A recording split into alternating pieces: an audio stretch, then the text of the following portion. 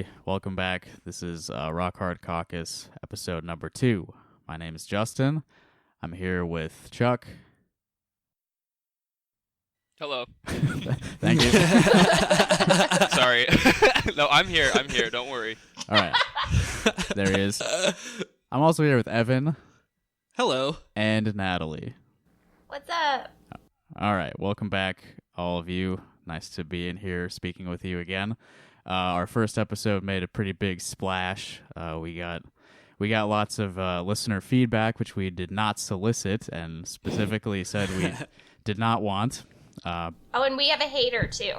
Oh, probably more than one.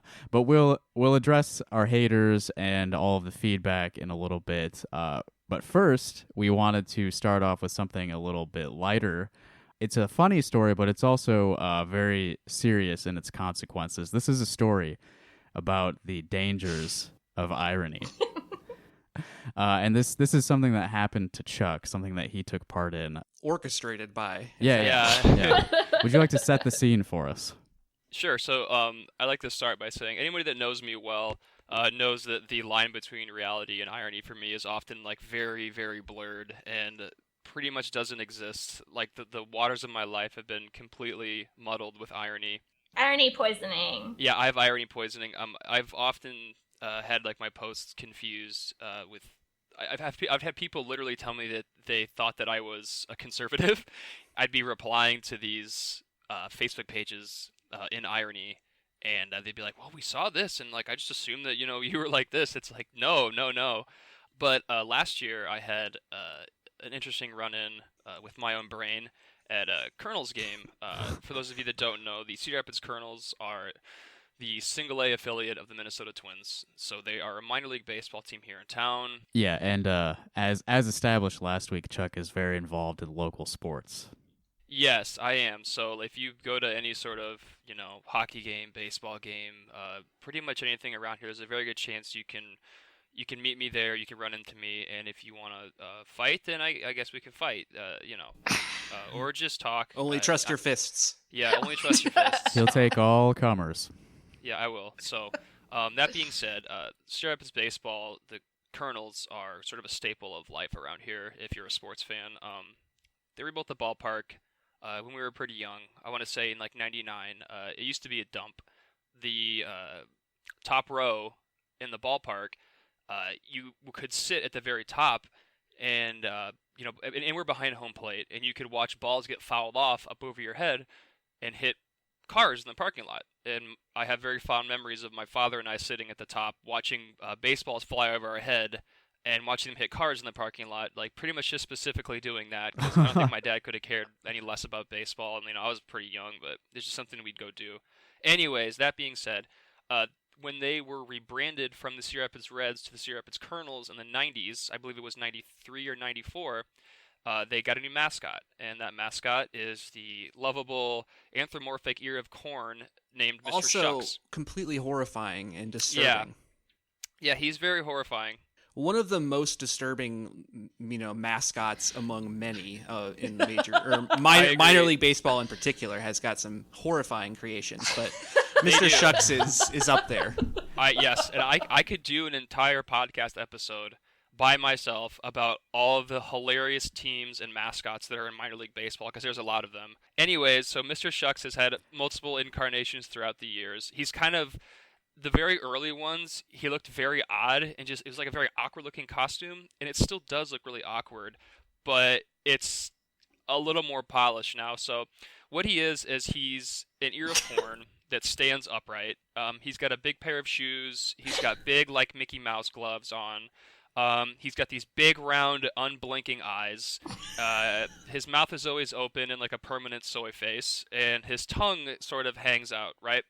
So he has a baseball cap on also, and this is after the Kaepernick thing and after the protest started. So this would have been in like 2016, maybe 2017. I can't remember. Like, time has just kind of blurred itself for me for the last 4 years. I didn't even realize that Mr. Shucks was supposed to be an ear of corn. Yeah, he's an ear of corn. I'm looking at a picture of him. I thought he was just a baseball man. No, he's an ear of corn with like his head is a baseball. Yeah, like, he's got a Mr. Met hat. Mr. Met head. Yeah, exactly. Yeah, you've got it. Right, you've got it. The only visible corn that I'm seeing right now is his arms. Right, yeah. He's barely yeah, corn. He has a baseball cap on. A lot of mascots have a baseball cap on, too. It's just kind of common practice. And, of course, at every sporting event in the United States, they do the national anthem before the game. Everyone stands up, removes their hats, and, listens to the anthem, and then you sit back down or whatever. Mr. Shucks, his hat was permanently affixed to his head, right? So I usually sit behind home plate, and Mr. Shucks would stand with the players, and all the players would remove their hats, of course. The bat boy would remove his hat, the managers, coaching staff, and there's Mr. Shucks standing there with his hat on his head still. And something like there is like this irony tumor in my brain that is usually benign, but it's sprung to life, and blood started surging to it, and I was like, hey, that's disrespectful. And I mean, obviously, I don't fucking care, right? I could care less. I don't think any of us here could care any less, but I'm like, hey, Mr. Shucks has his hat on during the anthem. That's funny. And, I go to probably 20 or 30 games a year, and it kept happening. I'm like, I think that hat's permanently sewn to his head. Like, it has to be. So, near the end of the season, I can't remember if it was last year or the year before, but they have a comment box there, and I thought it'd be funny to fill out a comment card that was like, I noticed that Mr. Shucks has his hat on during the anthem, during every game, and I find it very disrespectful. I find it in very poor taste, and I think it's frankly un-American. The note went something like that. So fast forward to next season, we're at a game, and same as always, there's warm-ups, and they trot the flag out, and the players come out, and the anthem starts playing, and I look over, and all I can see is the back of Mr. Shucks' spherical bald head with no hat on. Even more horrifying. I'm like, what the fuck? And I realized that he had a removable hat. They cut his fucking hat off. They made his hat removable. They designed him a new hat that could fit on his head, so he could wear it backwards, he could wear it forwards, he could take it off. So here's Mr. Shucks standing there, horrifying enough as he already is, with no hat on, and he's holding it over his heart, his corn heart, pumping corn blood through his veins. Ethanol. And I couldn't believe it. I was like, at first I was like, oh, that's kind of funny. Like, I was just joking about that. Oh my God. And I couldn't help but wonder if one of the owners of the team, or somebody involved, saw my card and they were like, wow, this is a good point. Oh, they definitely did. They definitely did. They definitely did.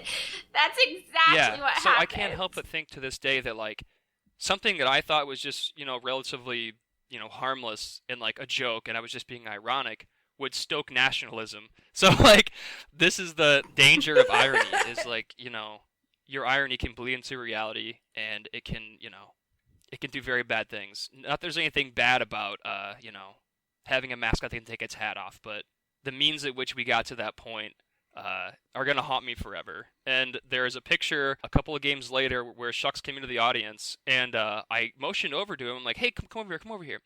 Let me try your hat on.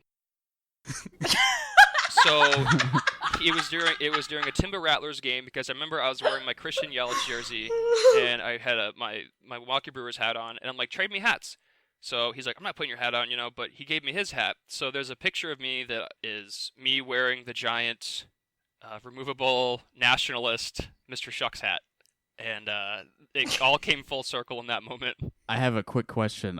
So you said that you asked to trade hats with him, and you said that he replied and said he wouldn't wear your hat. Was he actually? Well, no, he didn't say that. Okay, Like, I was wondering if he was motioned, actually like, speaking. No. Yeah. No. I've only had one mascot ever speak to me, and that's because I know who it is inside of it, and he'll kind of talk to me. What, you're saying there's a person in there? Oh my God, I'm so There sorry. is not. I mean, You're ruining the illusion. That's I'm even sorry. more disturbing, actually. it is. Children could listen to this show, and you I just hope not. took them out. Let that be a lesson to you all. You may think it's funny, but your jokes may have consequences. Yeah. If you're gonna do irony, you gotta know your audience. Irony will consume and destroy If a your man. audience doesn't understand how deeply the irony is in your brain, they're gonna think that you're serious. And that can be a bad thing sometimes, because sometimes you're saying some really ridiculous stuff and it's really funny to you, but they might not think it's so funny. So. Yeah, and they may redesign a mascot costume as a result. I want to know if they cut it off his head or they was it Velcroed? It was Velcroed on or something? No, now it's not Velcroed, because I kind of examined it really quickly while he handed it to me. It looks like it just fits on his head, so it's meant to cup the top of his very round head and just sit there perfectly. That's pretty, so they engineered it. You enacted some real change. I did, yeah. That's praxis. It is fucking praxis, absolutely. Yeah, kind of for the wrong kind. The opposite way. But so next up, Natalie, you wanted to maybe address some listener concerns. I just wanted to give, we do not take feedback into account if we do not want to. So we are the final says on everything, and you are welcome to provide it, but we do not have to listen to it, and we did not solicit it. So first of all, I wanted to share that my brother is a really big fan. He said he absolutely loved it. And he said the only feedback he had was he suggested that I consider being funny, like Evan. So, yeah, he's right. Well, I appreciate that. I kind of flattered, because I'm not sure how funny I actually am, but I mean, I hope I can be at least a role model to you, Natalie, and someday you might be as funny as me. Someday, can I pick up some comedy pointers? Evan does a master class that you can enroll in if you like. I just want to be as funny as Chuck, actually. No, you don't. There's a lot of there's a lot of brain rot in here that led me to where I am today.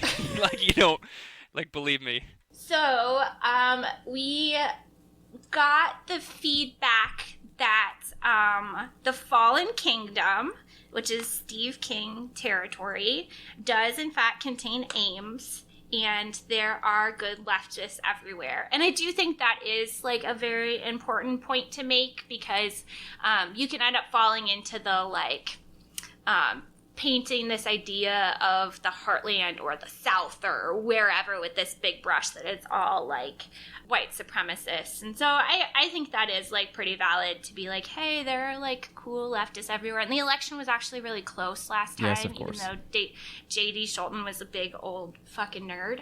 It was really close. So also, speaking of leftists in the South, I've got a couple of my friends that I met on Twitter that are listening to this. So big shout out to Alabama DSA. You guys are doing good work down there in some very dangerous territory. Hell yeah. That's awesome. I would like to address the Ames thing as well. First off, one, I forgot Ames was over there. And so we weren't being mean, we were being stupid. We are Hawkeye biased, all of us. Mm-hmm. Yep. That's an East Coast bias. the Eastern elites. The Mississippi Coast bias.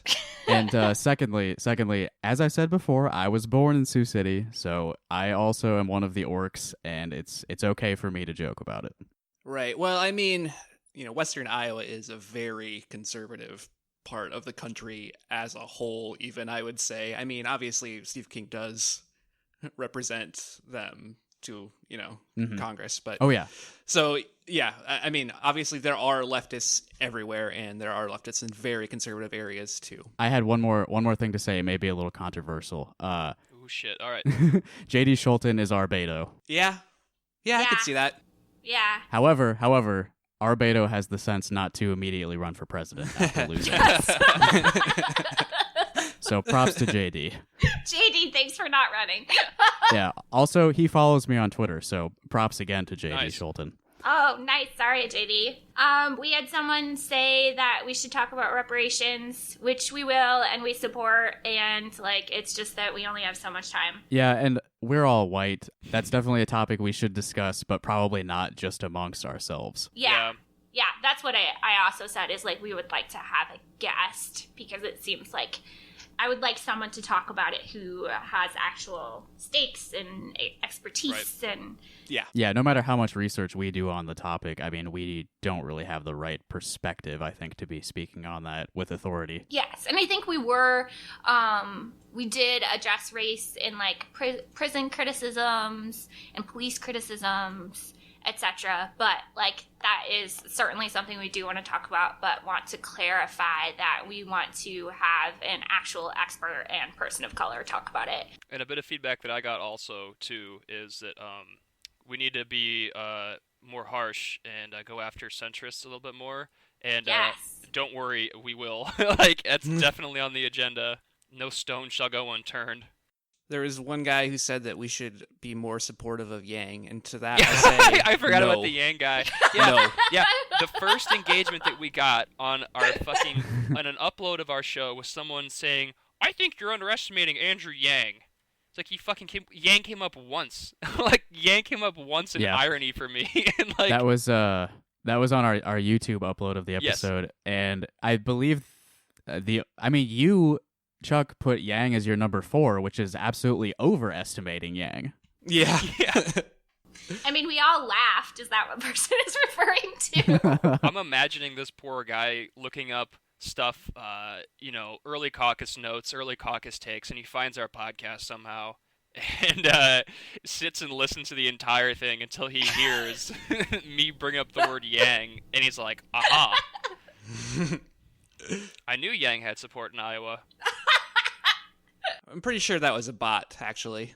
It might have been. Some guy's got a botnet that just supports Yang, and I'm pretty sure most Yang supporters are actually bots in general.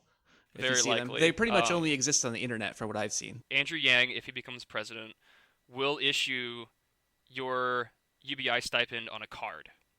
This card cannot be used to purchase firearms, ammunition, video games, or to be exchanged for cryptocurrency. So now's the time to get off the train, boys. Disappointing. Yang is done. Dead in the water. Well, I don't want to spend too long on listener comments, but I do want to say one more thing. And probably in the future, we'll never talk about this again. We did get one Facebook comment from a woman. It says, volunteer for Bernie. Hey, now, what is this podcast about? And to that, I say, ma'am, it's about politics. Right. Natalie, do you have any more serious things that you wanted to address from listeners? I think that we were kind of requested to get into some of the differences across the state, and it is a podcast, like a regional podcast. We're definitely going to jump into, and that stuff is all going to be addressed. So I guess the biggest thing is just we have time. We have a lot of stuff we wanted to get into. We couldn't do everything on the first episode or this episode either, but we will. And then also I have the suggestion that I should consider being funny. So I will try. Give it a shot. I'm willing to be a mentor here. God, fuck you. Okay, on to something a little more substantial. Evan, you met with somebody this week. Right. So I was invited into I invited myself into the Joel hole, and I think we're all gonna, travel down into the Joel hole and get real comfortable here. But we're gonna go spelunking. Yes, there is a certain Des Moines Register op-ed columnist who has kind of caught our attention. I think Justin has a little bit more background detail on him. I do. If you listen to Chapo Trap House, which I assume probably a lot of our listeners do, they read a Joel Curtinitis article on their Des Moines live show, so you may already be familiar with him. If you are not familiar with him, here's a brief bio. This is on his minds.com profile. Joel Curtinitis, opinion columnist for the Des Moines Register, published in USA Today, Real Clear Politics, The Federalist, The Blaze, and more. Host of Constructive Interference podcast. God, that sounds so interesting. I'm imagining myself scrolling through my options. You know what? I've got a couple free hours today. Let's listen to a podcast. Oh yeah, this one sounds really interesting. And here's Joel's Twitter bio to give you a little bit more about him. Christian, husband, dad, millennial, gamer. Follow for the saucy takes. Stay for the dad puns. Nice. I love this dude. And I'll tell you a little bit of his recent headlines to give you an idea of what kind of things he writes about. Democratic presidential candidates want us to fear each other, not just Trump. Inside Gaming's latest revolt against the social justice left. Fucking Christ. I can't think of anything I want to read less than that fucking article. Like, what a dried up, cold take fucking haven that is. Des Moines proposal would criminalize legal, responsible gun owners like me. Like me. That's the important part of the headline. One more. The compassion of Kyle Korver reads like racism. Yes. Oh, God. That one's my favorite. Who is Kyle Korver? Yeah, he's a basketball player, actually was born in Iowa. Yep. He's a white guy. Very good he's shooter. A very good three-point shooter and has been kind of a role player on a lot of pretty successful NBA teams. I think he won a championship with the Cavs He did recently. win a championship with the Cavs, yep. I mean, the NBA is one of the most political leagues, and it has, a very high percentage of black players. Absolutely. And so there's a lot of political activism in the NBA about racial issues. And so he posted an article basically in support of that and saying that even as a white person in the NBA, he doesn't have the sort of like racial context that, basically just talking about his white privilege. Okay, so he's cool. Yeah, he was cool. It was a very good article, honestly. Very well reasoned and reasonable, and of course I couldn't say the same thing about Joel's, but so I got into it with Joel on his Facebook page after the Chapo Trap House show because he was like, they didn't even invite me to their party that was about me, even though it was a 5-minute section of the show. He said it looked lit. He also said that they strawmanned him, which they literally just read an article where he basically whined about how the N-word is the last word that you can't say or whatever. Why can they say it? Yeah, essentially, why can Kanye? I mean, he specifically mentioned Kanye, which is interesting. Anyway, I kind of got into it on his Facebook page. I maybe didn't go in with the best intentions, but ended up actually reaching out to Joel and asking him, can we sit down and have a beer? Can we talk? I'd kind of like to just discuss because I think that your articles are a little ridiculous, and I kind of just want to see if you're more reasonable in person. He decided that we would do a Skype interview, and so I did a Skype interview this last Thursday with him. And if you've ever seen many of the YouTube videos about, Ben Shapiro just absolutely demolishing a very upset college student, it basically played out like that. I was playing the role of the very upset college student, and he was playing the role of Ben Shapiro, which I'm sure he'll take as a compliment. Yeah. He imitated his mannerisms, even. Yeah, he strapped Evan to the wheel of fucking logic and gave him the spin of his life. Yes. Facts don't care about your feelings, Evan. They do care about mine, though. I said on the show last week that I'm a libertarian, but I think after talking to Joel, I'm not half the libertarian I thought I was. And that guy is a real libertarian. He's a true believer of the libertarian variety. And that's kind of what we talked about. I know Chuck and Natalie have actually listened to parts of the interview. I listened to the whole thing. Evan recorded it for personal consumption. This is not something we're going to release to the public. Right. And I have not listened to it, so I'm here to sort of learn what you talked about and maybe ask some questions. Well, the first thing I kind of asked him was, why does he think the libertarian strain of the GOP has kind of lost power? And he immediately told me that he didn't vote for Trump, which is good. I mean, that's a good bar to clear. You didn't vote for Trump. Well, that answers that. Yes. So we talked a little bit about, the libertarian wing of the party. He said that Rand Paul is kind of the libertarian thought leader, and that he's kind of the one who's influencing Trump to take some conservative policies, but that Trump is really just an egomaniacal person who doesn't really care about anything, but that he's glad that there's still some sort of libertarian presence in the party to maybe get him into the, he basically said that any libertarian positions that Trump holds are basically ones that he lucked into or just were convenient for him. And I'm pretty sure that he suggested at one point that Rand Paul convinced him not to invade Iran during a round of golf or something. Is that what he said? Yes, that's absolutely what he said. Imagine saying Rand Paul is the intellectual thought leader. I wrote that down. I wrote down some really good quotes. From my perspective, God. Rand Paul is an absolute coward who basically ran away from any of his more libertarian ideas as soon as there was a GOP president, Yeah, and he's got his ass kicked by his neighbor. Yeah, he did. Yeah.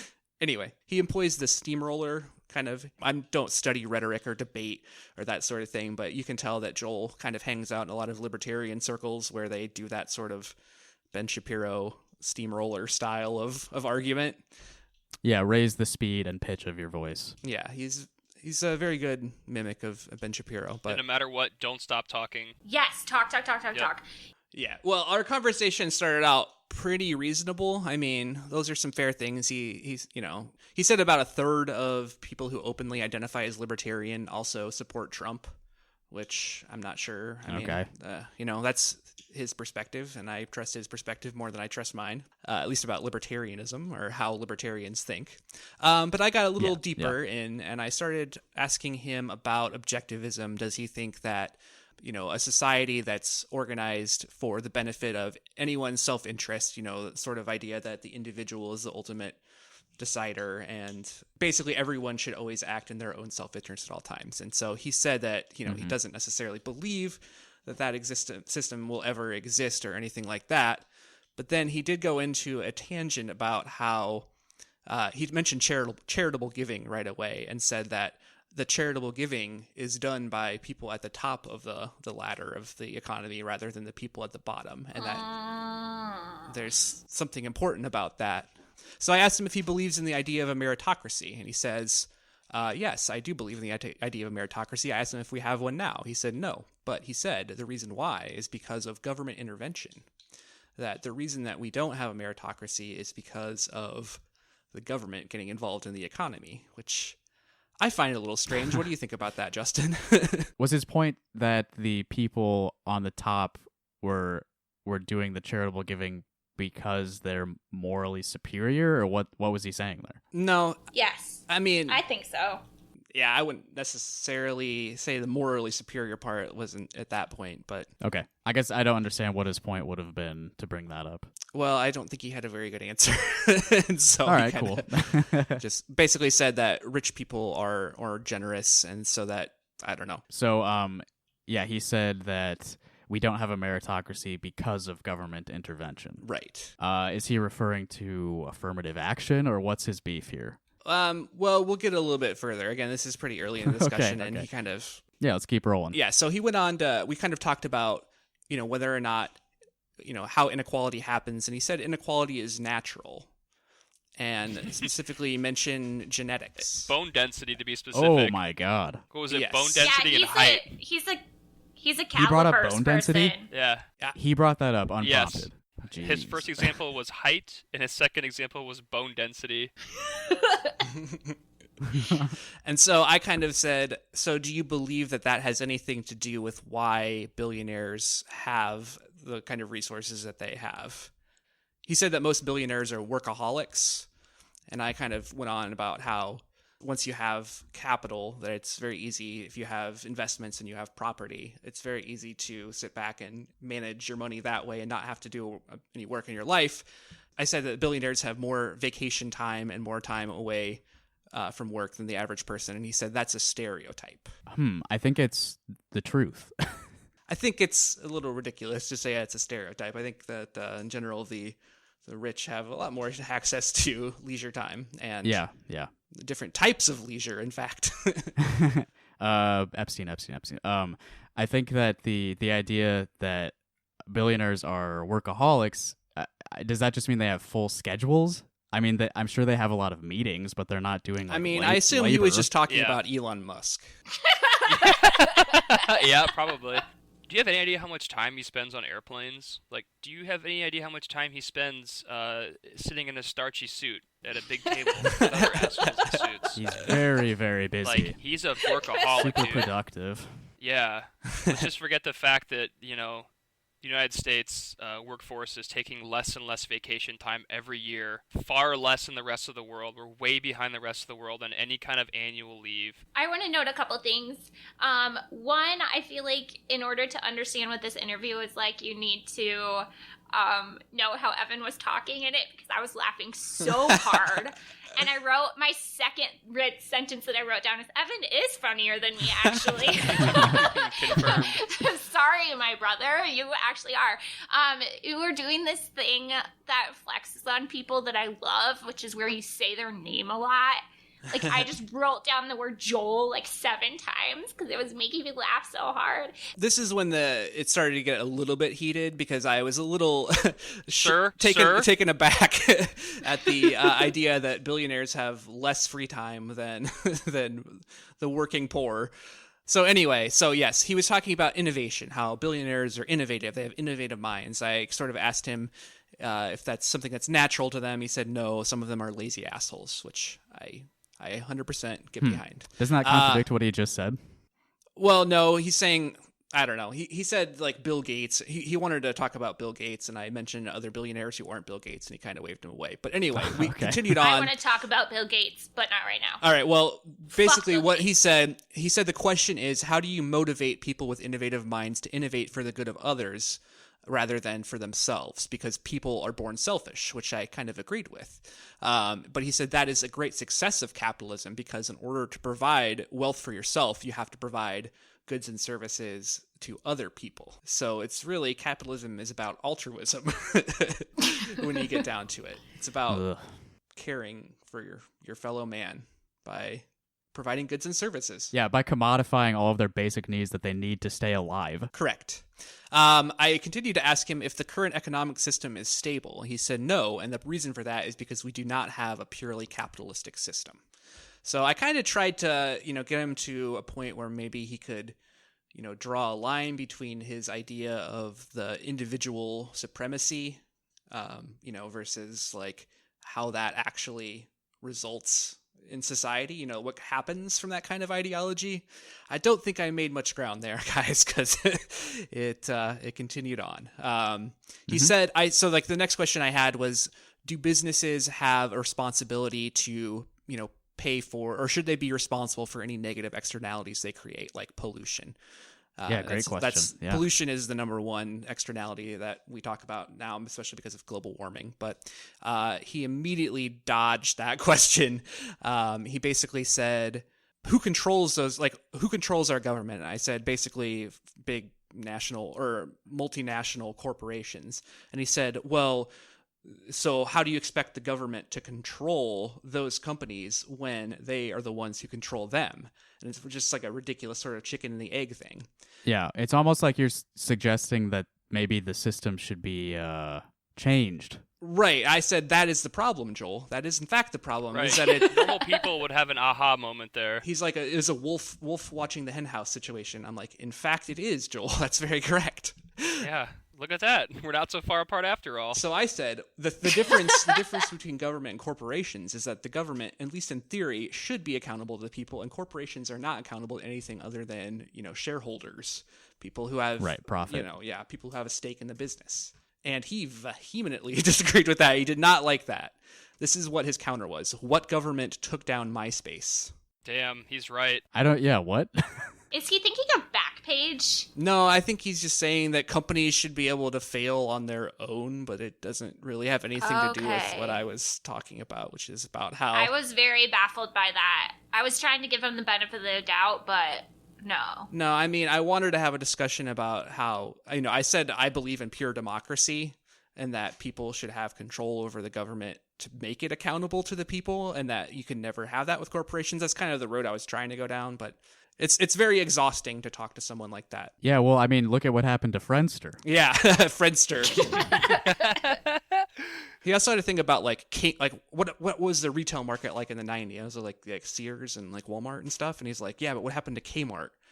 Then I kind of started talking more about like how obviously the retail sector is just one part of the economy, but I started talking about the financial sector. And how we have these very large banks and insurance companies that many millions of people have their money invested in. Those businesses were not allowed to fail after the market crashed in 2008. He really, really has no answer for the year 2009. His basic idea was that we should have let the banks fail, which, I mean, there could be an argument for that if you're an accelerationist, which I'm not necessarily, but I kind of tried to explain to him what that would mean, and that it would mean like a collapse more like the Great Depression than what we had.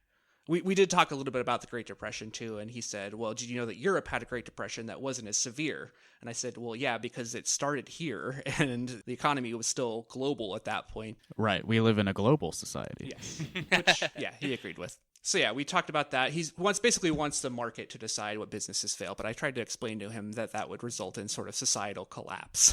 He just like fundamentally does not understand the difference between finance and like a Kmart, Walmart, Amazon competition. Like that, it's a very, very different thing, and he just does not understand. So we went on to talk about racism. All right, guys, see you later.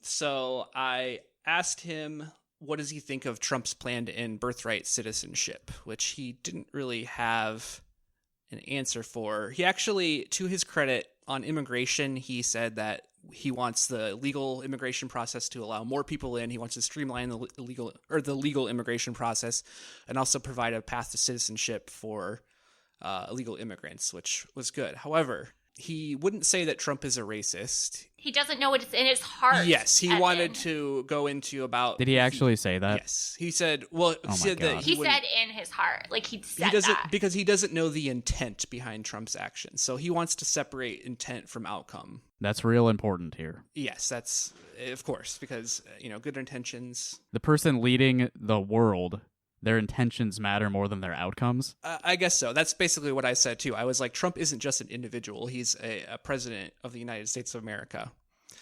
He also said that the both sides do it quote was taken out of context, which I kind of explained the whole Charlottesville situation to him. And I basically said that Trump was basically shouting out these alt-right groups and that he was basically doing incitement at this point, at which point he said that if the president wanted to openly incite people, he would be telling people to kill each other. Which he pretty much does at his rallies. Yes. Knock the shit out of him. Yeah, I mean, he's I'll not pay saying... your legal fees.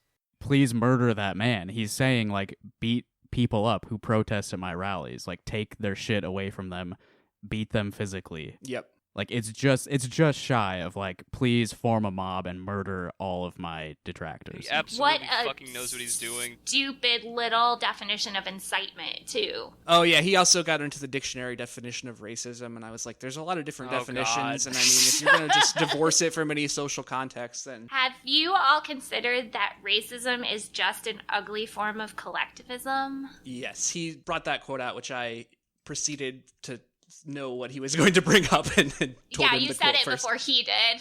Yeah. Anyway, so I kind of went into about identity politics, about how the right has its own sort of identity politics that's geared towards white males. And he said he hated it. He hates all right. However... How brave of him. I kind of pressed him about how Trump uses that support base to improve his own standing or, to gain power. And he says he kind of went into using racists as like a niche support group, which I got upset at this point. So I kind of asked him why conservative politics attracts the kind of people who, I asked him why, Trump, even given that Trump is not a racist, and how come all of the Trump, the racist people do support Trump. And he countered by asking me why the Democrats attract the KKK. Yes. Oh, yeah, that thing. Oh my God. Also, he claimed the Southern strategy isn't real. The guy that came up with the Southern strategy is on record describing the Southern strategy. Yeah, he said it's been debunked, though. Okay. Yeah. Oh, well, I guess that solves it. So yeah, I said, you can draw a direct line between Nixon and Reagan and Trump.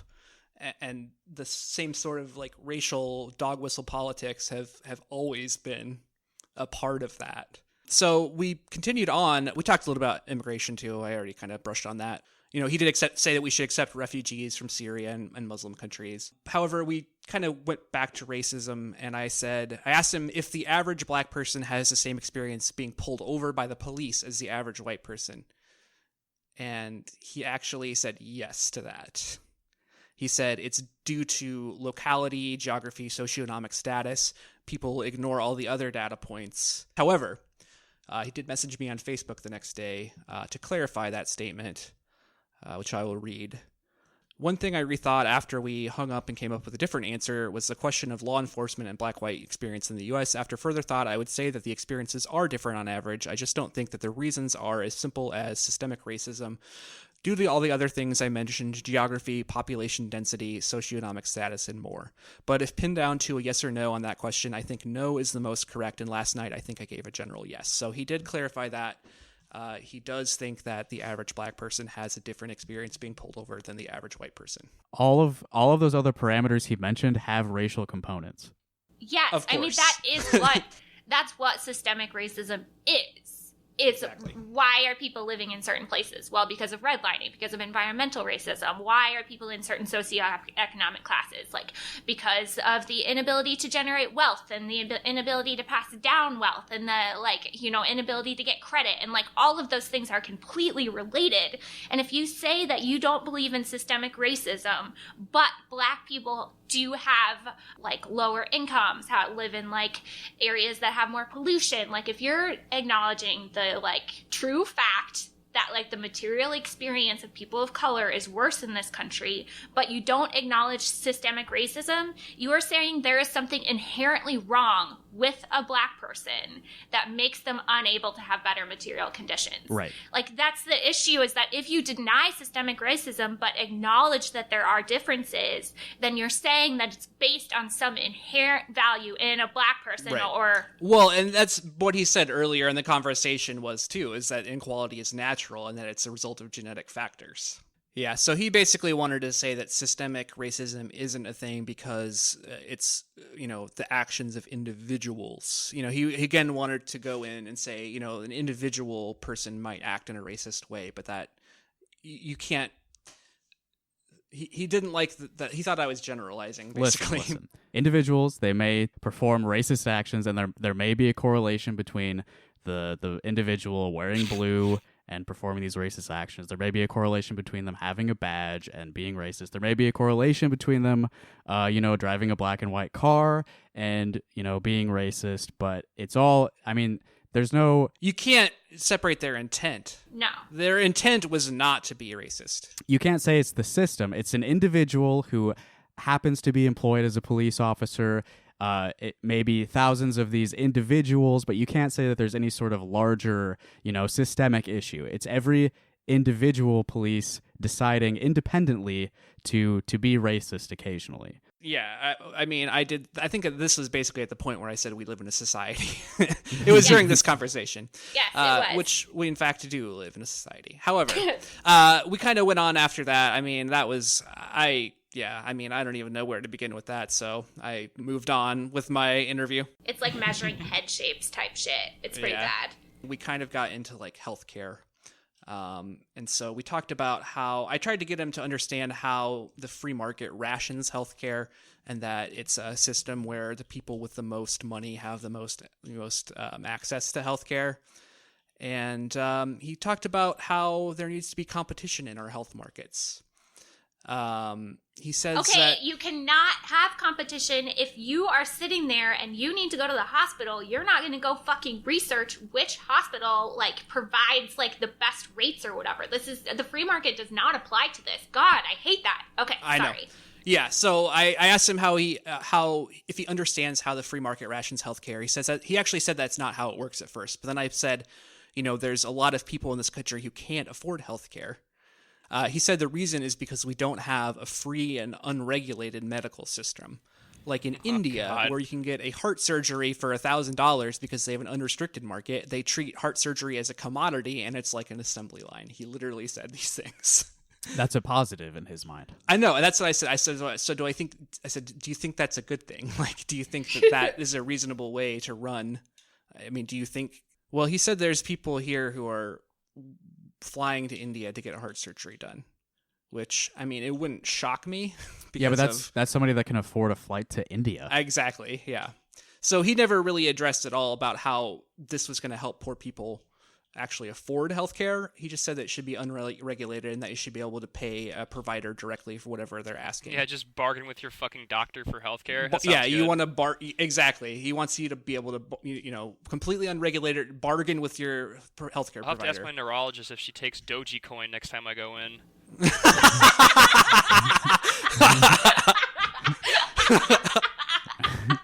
And I kind of just try to talk to him about how inefficient of a system that is for something like healthcare, where people have like a life or death need for these services, and that it's still, these insurance companies are basically rationing healthcare, and we could have a much more efficient system if it was government run. But again, the government is bad at all times. Regulations are bad at all times. We would have more freedom if we could buy an MRI with Dogecoin. But when you think about the less people that are alive on Earth, particularly the United States, the shorter the line is for healthcare. So I talked about World War II, and I tried to get him to admit that during World War II, when we rationed supplies, especially like rubber and food, the war effort involved the government basically telling factories what to produce and where to send it, and how it was basically a rejection of the free market for the purposes of actually winning the war. And he said that was a big misstep, and that we actually shouldn't have rationed resources during World War II, and that the free market basically should have decided, which tanks had treads and which ones didn't. So he wanted Hitler to win. That's what I said. I said, so we should have thrown the war.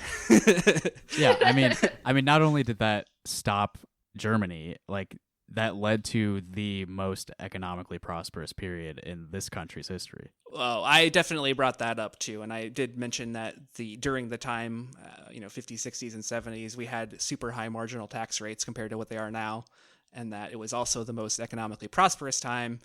Even average workers were benefiting from it, and as productivity rose, wages rose. But I didn't really get that far. And I mean, it's like I said, he's hard to talk to because he's a steamroller type who will talk fast and change the subject and not answer your question. And I was a little bit turned off of legal drugs at the time when I was doing the interview.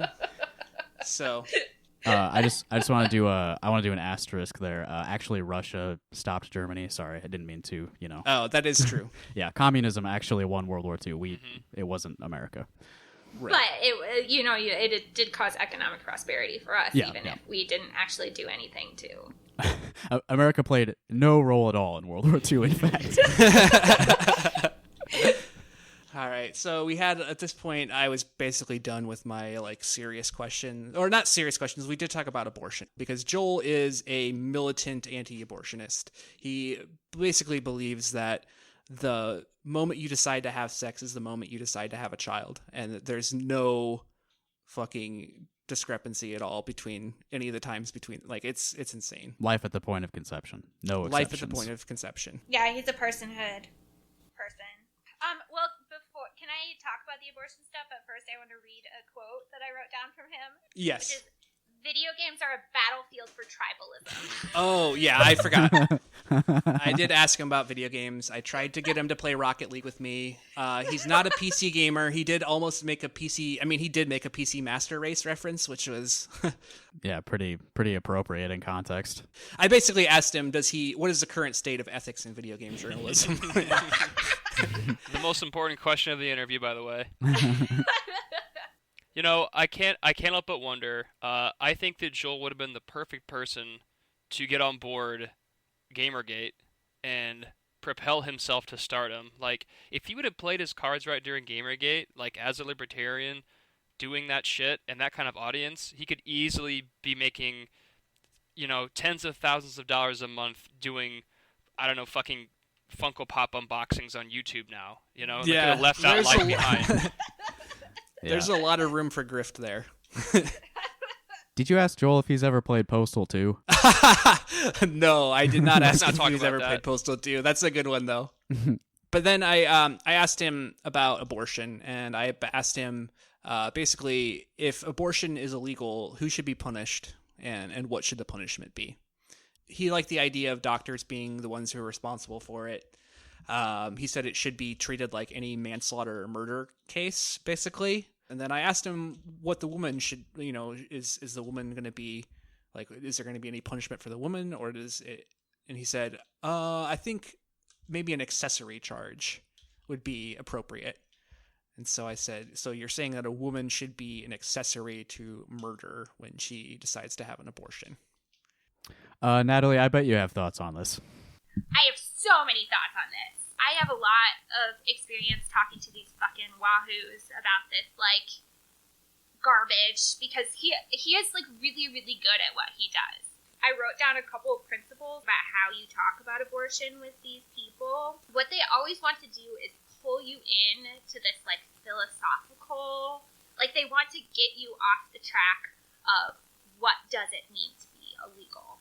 And it needs to be centered on that as much as possible. So when I have conversations with these people, they will always try to bring it back to, like, okay, so it's a baby, like, in the, like, when it comes out of the birth canal, but when it's in the birth canal, it's not, blah, blah, blah, blah, blah, or, like, when life starts. And it's, like, that, like, I don't give an absolute flying fuck what your opinions are about that. Like, I care about, okay, what does this mean in the real world for people? So the best way to kind of get people like that on their heels are to say, okay, abortion is legal, what should be the punishment? Because if something's illegal, if you're outlawing it, you know, you have like, your only options are carrots and sticks. So if you're talking about public policy, like, I never ever get into, like, the philosophical stuff or, like, what time in the pregnancy and blah, blah, blah. Like, always recentering on the what does it mean to be illegal question. Yeah, it's the same thing he did with regards to race by trying to separate the intent from the outcomes. And the outcomes are the only thing that matter. Yes. Yep. So you never ever engage with them about anything but what does this mean for my life that you believe this. So to say something like, I don't know, you just have to be like, I don't care about any of this. I'm saying you think it should be illegal. What does that mean? And you have to push on that and just keep coming back to that, because they are really, really good at getting you into these, like, really weird circular arguments about, like, what is a baby, which is, like, not, it goes nowhere, and you don't win that way. You have to, like, continually recenter to what does this mean for real life? How do you translate these beliefs in real life? Instead of listening to them babble about their beliefs. Because that has been a lot of my experience, is people just coming up to you and just, like, vomiting their feelings about, like, different trimesters, etc. Yep. And you have to just constantly recenter it to what does it mean to be illegal? You cannot let them pull you into any kind of argument. You have to say, okay, so you believe this stuff, I don't. What do you think we should do about it? Yeah, I really wish I could have gotten into the carrot and stick sort of thing, because he wants to use the stick. You know, that's the only sort of thing that they understand, it seems. But they're unwilling to, like, really take it to the logical conclusion. They are unwilling to come to, this is a murder charge for women if you believe that. And it is stupid. So if I were to go and hire a hitman, the hitman does not get the charges that I do. I get worse charges because I hired them. All the hitman did was get paid to do what I asked. So the person who does the conspiracy to commit murder should be the woman, if we're being, like, internally consistent. Yeah, so right. You need to commit to that, or you need to shut the fuck up. Yeah. Because, you know what I mean? It's like, okay, I don't care about your feelings. Like, if you believe it should be illegal, this is what you should believe. Do you believe that? Like, and they will weasel around that. They will weasel around it, and you just have to keep fucking asking. Like, you cannot let these people pull you off track. The things that I think that you have to be careful to not let them do is you can't get into, like, at what point in the pregnancy is it okay? Yeah. And you can't get into the, like, anecdotes or telling stories, or because all you kind of do when you do that is, like, trudge up people's trauma for someone to not give a fuck. So when the state makes something illegal, they can either punish people or reward people. So what is the punishment? And they're just unwilling to take it there, because if you believe that that is a person, then what a woman has done is hire a hitman, and what that is conspiracy to commit murder. Yes, and I asked him a very good hypothetical question that Natalie had provided for me, which is, if you're standing on a cliff holding a baby and a petri dish that has 20 different embryos in it, and you have to, are forced to drop one of them, which one do you drop and why? Which he immediately was like, He didn't like that question. He didn't like it at all. He wanted to compare it to a trolley question, which I said it's not a trolley question so much. It's just a human being versus like 20, cells. Which, according to him, would be 20 human beings. 20 human beings. Yeah. Which is what he continued to argue past that point, but he never actually answered the question. And I said, of course, the average person is going to choose to spare the baby because it's a human being. It's not it shouldn't be a trolley problem for him. Yeah. It should be a very easy answer. It should be which number is larger, 20. If you truly believe that an embryo is a person, then that is not a trolley problem. Right. That is you have 1 and you have 20, which one is bigger? And it's not a trolley problem for me either, because I'm saving a baby, because a baby's a baby. Yeah, for you, it's 0 in one hand and 1 in the He other. avoided that one like the plague and tried to get me into a discussion about, the same sort of like philosophical nonsense that you were talking about earlier. Yeah, just don't engage with that. And people do that to me a lot, where they'll message or call me as being like, this person is saying X to me, how do I answer it? And the answer is you don't. You just don't. You don't talk to these people. You don't engage with anything besides what do you think should happen to people. Because he admitted like abortions are going to happen no matter what. Okay, legally we have 2 options. We can send checks to people who decide to parent babies, or we can put people in jail who don't. That's the only options we have as a state. And if you continue to recenter that, that's how you can really respond well to these questions, because it pushes them into having to say, I believe this should be a murder charge, and once you get there, you can really get gangbusters. Yeah, so I tried to be an advocate as best as I could, but at this point I was just beaten down by just cold, relentless logic. I think I did tell him at one point that that's really cold. It might have been in a different part of the conversation, but yeah, no, it was in this one. My one other thing is it's also a good idea to kind of center what the average abortion experience is actually like, being that the vast majority of them are in the first trimester, and a vast majority of those are with a pill, and they don't really have an answer to the pill because that's not the image that they want to put in your brain. So he definitely wanted to talk about third trimester abortions more than anything. Yes, he was not interested in the you take a pill and go home and bleed into a pad and that's the end of it. And that's the actual experience of the majority of abortions. And then also 60% of people who get abortions are moms, and it's about the kids that they have. Yeah, and that's another thing that gets very lost, because he's making this argument about how much women will fall in love with their kids after once the baby's born, they would never murder. And it's this. The reason that most people are doing this is because they have children and they want to fucking take care of them. Yeah, at this point I had been steamrolled by logic, and I basically just muttered something about how oppressive society is and how it just beats people down, and that you basically just want to continue to think that sort of punishment aspect is what moves society forward, which I think is just obviously insane and just not proven by any sort of reality. So the final question that I asked Joel was, have you ever had a heated gamer moment where you let fly a certain word that starts with an N? Which he said he had never done that, so that's good. And I also want to say, Joel, he was very calm and reasonable with me. I was the angry, upset college student in this conversation. Yeah, you were triggered and destroyed. I was triggered. I would say Joel is sincere about his beliefs. He believes what he believes, and is forthcoming. He's willing to discuss that, and I appreciate that, and I appreciate the time he took. Yeah, I'll say, Joel, he's sincerely wrong about everything. He's sincerely wrong about most things. And doesn't kind of follow the logical conclusions of what his ideology is. Yeah, so following your conversation with him, this was his Facebook post yesterday. People who disagree with you should not all be considered evil. There are evil people, but there are also misguided people and mistaken people. Evil people are agents of chaos and corruption, either dedicated to destruction or cynical self-interest without regard to others. Misguided people generally have good intent, but have either bought into a false ideology or not researched the real-world consequences of their ideals or actions. Example, us. Agreed. Yeah, that's me. That's me. In this instance, results must be evaluated apart from intent to determine whether someone is misguided.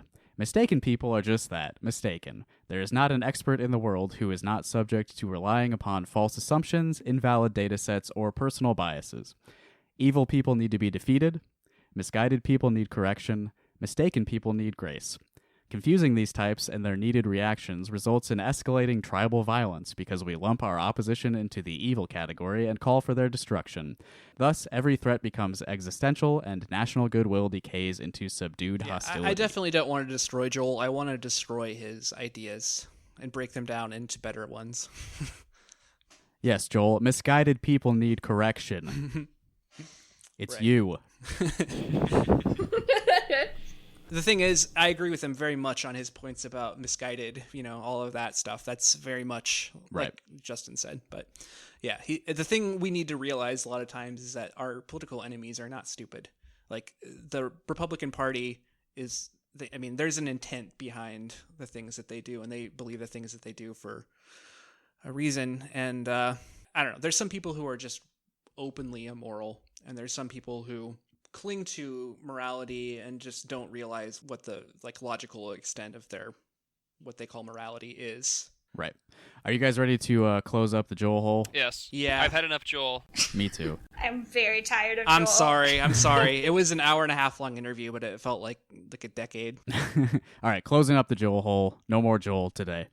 We're going to move on to something a little bit, I think, more serious. This involves local media and a local college professor who has been, in my opinion, smeared by the local media. Yeah, absolutely. 100%. So here in Cedar Rapids, I work relatively close to Kirkwood Community College, which a lot of people that go to high school around here, that's sort of their next step if they do pursue, secondary education. I would say for a community college, Kirkwood is very good. Yeah, it is good. It's very good. I went there. Yeah. It's great. English professor there by the name of Jeff Klinsman was terminated from his position at Kirk Community College as an English professor over, quote, his ties to Antifa. They cite a reply that he made to Donald Trump, who was talking about these violent thugs bopping people over the head with bats or something. And his reply was something to the effect of like, oh, I know who I'd want to bop over the head with a bat. Apparently they saw this, this is their excuse at least, they saw this as enough reason to terminate him, ask him to step down, and he did. In the official statement they released, this is right from Kirkwood's Facebook page, they said, "As you may be aware, it has come to light that Jeff Klinsman, an adjunct professor in our English department, has received criticism for opinions he has expressed online and in the news media. Some of these opinions were expressed as far back as 2012, which, okay, so you fucking know about this, like you've long known what this guy's ideology is and where he stands, while another, about the current president of the United States, was made more recently. The news of these opinions has drawn considerable attention from many inside and outside of Kirkwood community, just as we embark on a new school year, so, all the, insane fucking reactionary right-wingers. Going on, they say, it is Kirkwood's leadership assessment that the attention this matter has garnered has the potential to create an environment that is disruptive to our mission. Our decision to remove Mr. Klinsman from the classroom has nothing to do with the substance of his views, bull fucking shit, or his right to express them. Rather, our decision is based solely on our commitment to fostering a safe learning environment for our students, faculty, and staff. First of all, anyone that was ever in this crowd about how college isn't a safe space, college is supposed to be about free speech, anyone that's ever gone to bat for that kind of shit, and we all know they're very disingenuous, this is just further proof that they're just a bunch of fucking assholes, because they like something like this is extremely good to them, while they turn around and cry about, well, conservative values are being censored on campus. Yeah, no, it's not about censorship or free speech or, any sort of individual right to express yourself. It's about their team winning. Yes, scoreboard, that's all that fucking matters to these Yep. people. And as far as I have read and can understand about Mr. Klinsman, he has had a very positive impact on many people's lives. The fact that even in the statement themselves, they say that he's expressed similar views as far back as 2012, which 7 years ago, there was clearly a few parents that got really fucking mad about this. It shows that Kirkwood has bought into the idea that Antifa exists as an instrument of violence. They really couldn't have been any more fucking spineless about this. Okay, so local TV station, news people, KCRG, they're located in eastern Iowa. For a time, I was listed as a top fan of theirs on Facebook, and my badge has been revoked, and while that's probably more accurate, I am offended that I am no longer recognized by the organization. These articles were written by Josh Scheinblum. I have his bio pulled up here. He's got a big old shit-eating grin. Josh Scheinblum joined KCRG TV9 as the chief investigative reporter in 2017. He's happy to be back in Iowa, close to both sides of his family. Before joining KCRG, Josh was a reporter at News 8 in Hartford, Connecticut for 3 years, and before that was a reporter in Cedar Rapids for 3 years. While at CBS News, Josh was a member of the investigative unit, where he covered Capitol Hill and worked on the Emmy Award-winning series Rape in America, Justice Denied. So he's moved on from reporting on Rape in America to reporting on a college professor's Facebook posts. Yeah. Prestigious. Excellent career trajectory, Josh. Not exactly a lateral move either. Good shit, man. Article number 1. The headline is, Kirkwood Professor, I affirm that I am Antifa. I think it'd be better if people just stop saying Antifa and just say anti-fascists. Yes. So you can realize how fucking stupid you sound. Yeah. And you're like, you know what? I don't like these people that are against fascism. Like, it really bothers me a lot. And it makes me wonder, too, who are the real fascists? Is it the guys, marching in the streets, waving Nazi flags and, wearing swastikas on their arms and, like, showing up with, like, full combat gear? Or is it the people that aren't doing that? Right. The people who think that's bad. Yeah, like, I really can't tell. Like, what's the difference? Yeah, so here's Josh's reporting. Complaints against Kirkwood professor Jeff Klinsman, who professes support for a militant leftist group called Antifa, is opening a debate over free speech on college campuses. Antifa is a group that has been behind several violent protests nationwide. Their name is short for anti-fascist, and is a movement focused on physically fighting far-right and white supremacist groups. In other words, good. fascism. Right. The FBI has monitored the group, and President Donald Trump is threatening to designate it as a domestic terrorist organization.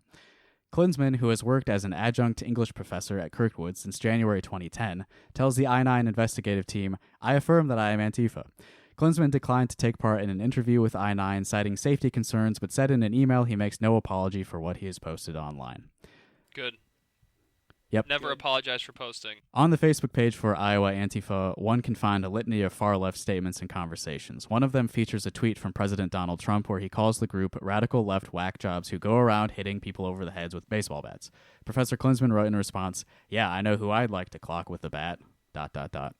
which Chuck alluded to already. I want to say real quick, if this is a Facebook group, Iowa Antifa, please, guys, change your settings. Please change your settings to a secret group so dipshits like Josh Steinblum cannot read your posts anymore. Please. Also, invite, please. Yeah. We'll come in there if you like. Listen to the pod. The Secret Service tells I-9 they are aware of Klinsman's post, but would not confirm if they're investigating it as a threat to the president. Yeah, because it's clearly not.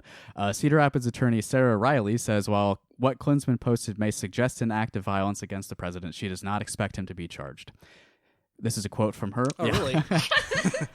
She says... Wow, yeah, all those years at law school paid off for that one. She says, it's so ambiguous that there is just no way that he'd ever be considered a true threat. A search through Klinsman's Facebook page shows over the years he has also made statements expressing his desire to stop evangelical Christians, where he included a poem that said, kill them all and bury them deep in the ground.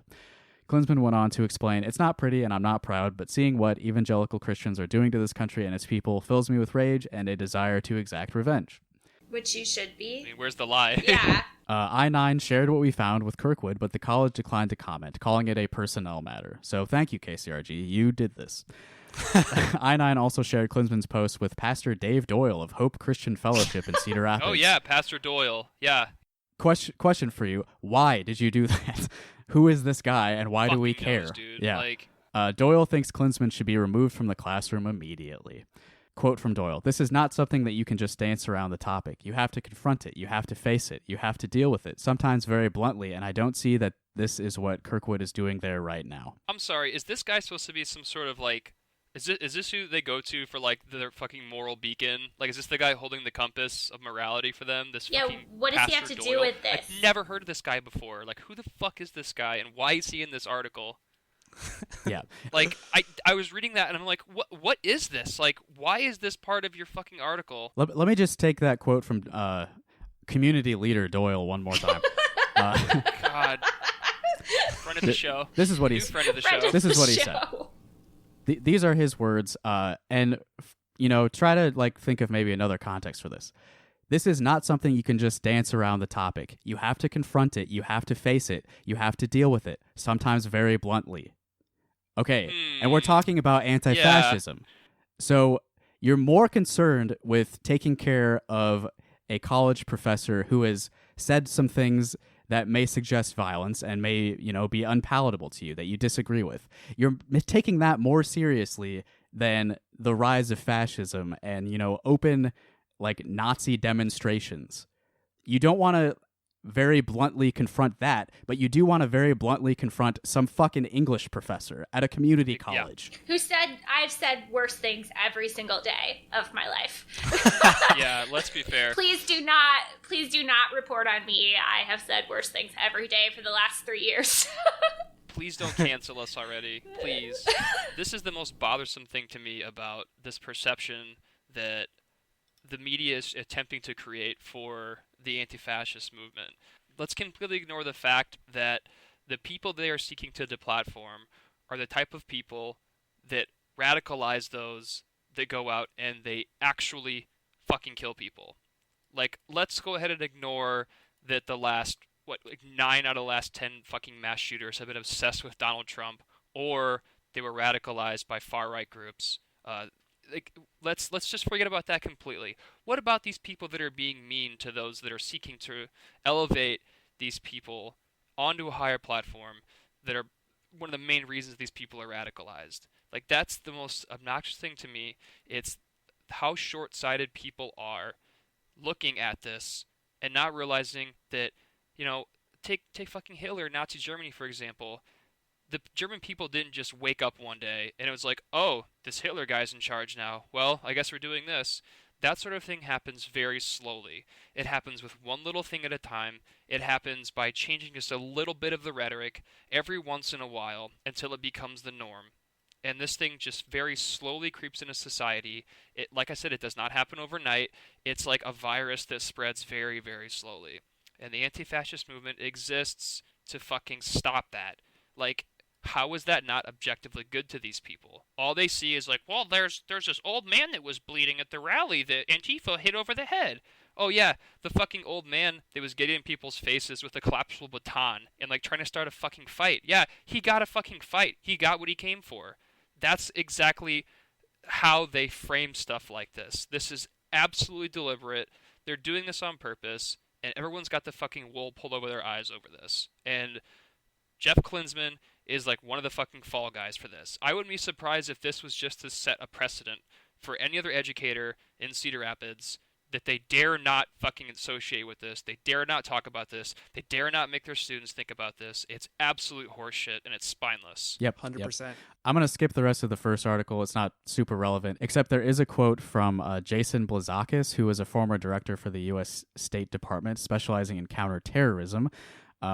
He was quoted in this article. I guess they asked him for a comment.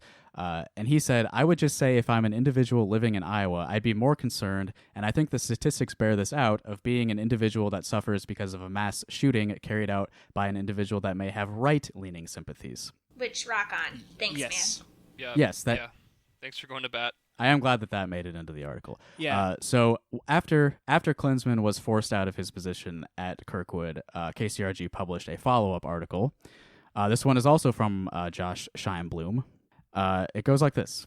Jeff Klinsman, a professor at Kirkwood Community College who has ties to the movement called Antifa, has resigned from the school. In a letter sent out Friday, Kirkwood Community College President Lori Sundberg said the college has been assessing this matter for days. Sundberg went on to explain Kirkwood ultimately made the decision to have another professor take over the course Klinsman was scheduled to teach. Klinsman says he was put on administrative leave, but then in turn chose to resign. Sundberg says, hey, I just noticed in this article they spell Sundberg 2 different ways. Great fucking job, Nice. Josh Steinblum. Nice. Yeah. Get a fucking That editor. invalidates the entire article, actually. One spelling Delete mistake. it now. It's over. Yeah, I mean, honestly, I have noticed like the quality of KCRG's articles declining in that respect. Like, I don't think they have an editor over there. There's just typos all over the place. That's an interesting career opportunity for someone in here. Yeah. Sundberg says the attention that has been brought to what has transpired has the potential to create an environment that is disruptive to our mission. She went on to say that despite the move, Kirkwood fully supports Klinsman's right to express his views in whatever forum he chooses. Clearly not. Not that forum.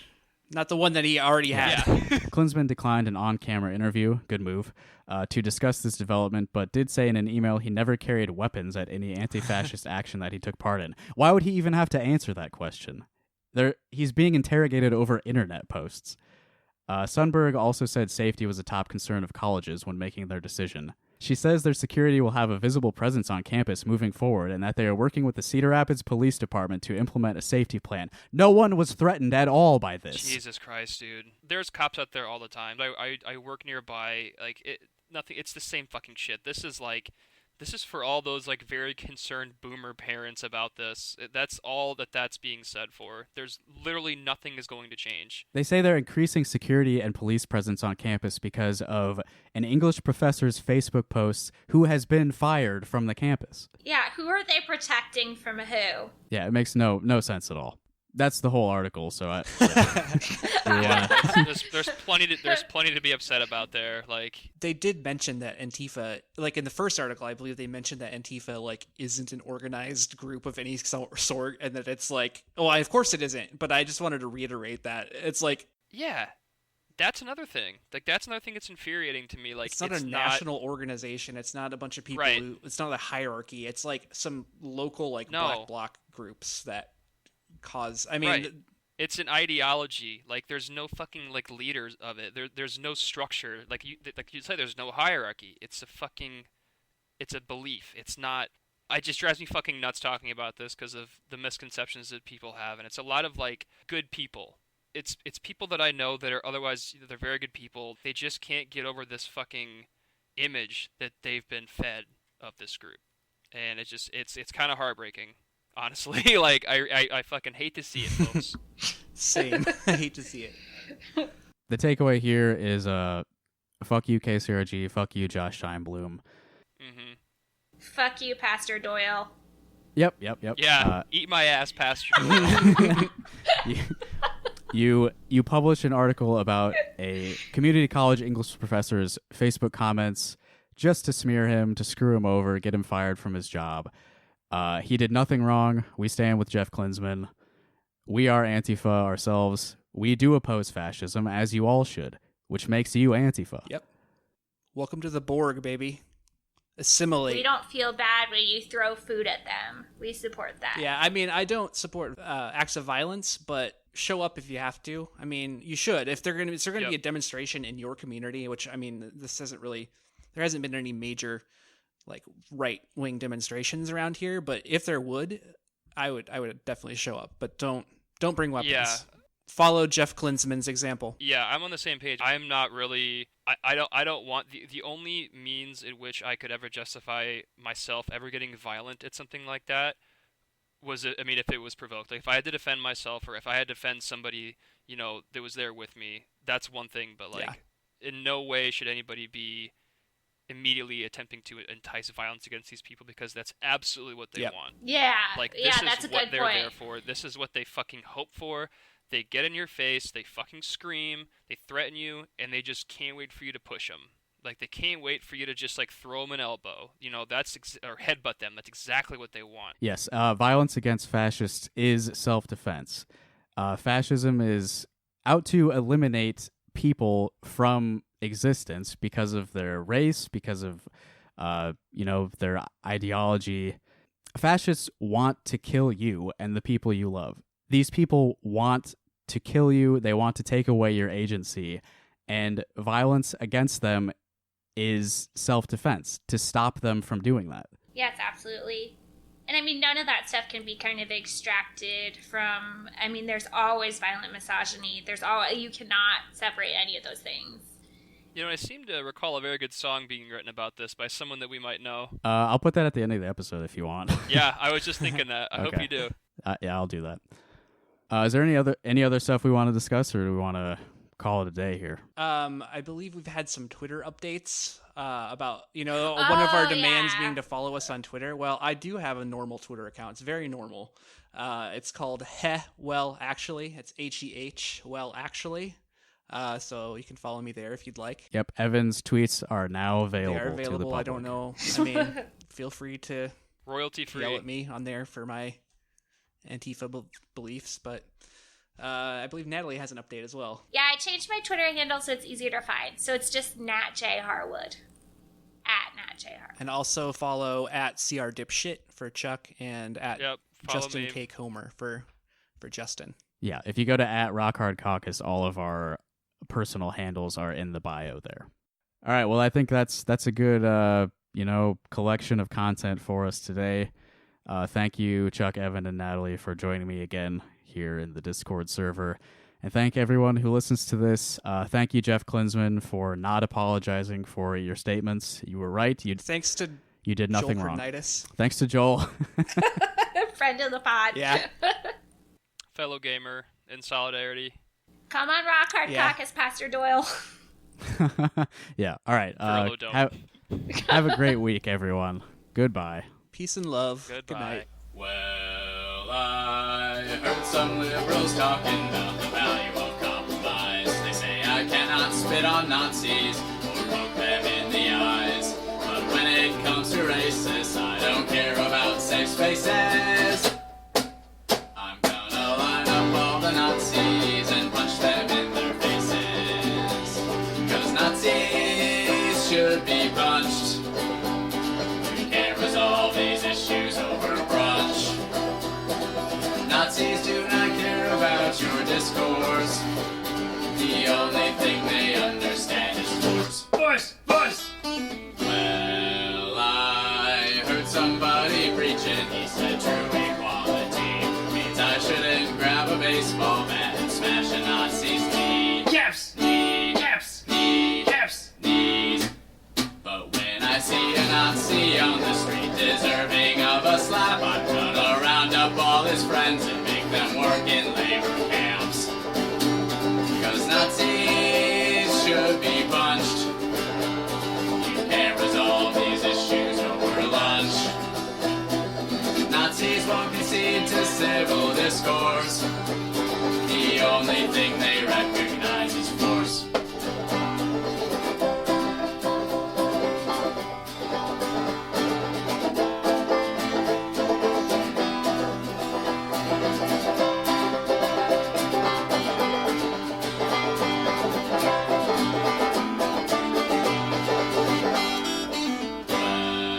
Well, I understand you're wanting to spread peace and tolerance. You say I oughtn't bury Nazis to their chins and fire ants. But if I hear a Nazi tell my black friends they should not exist, I'm gonna grab that Nazi by the throat and kick him in the dick. 'Cause Nazis should be punched. You can't resolve these issues over brunch. Nazis have no reverence for discourse. The only thing they understand is force. Force! Force! You may not like it, but we must resort to force. Force! Force! We're gonna die if we're not capable of force. Force! Force! Because the only thing